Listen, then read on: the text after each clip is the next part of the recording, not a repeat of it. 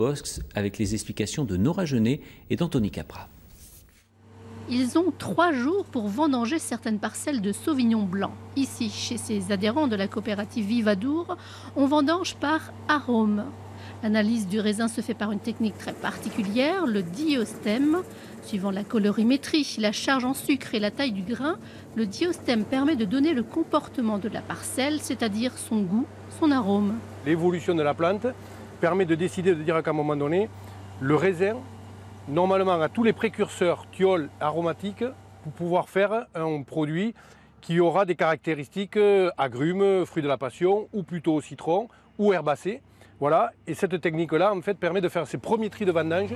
L'arôme recherché ici, c'est le fruit de la passion et senteur d'agrumes.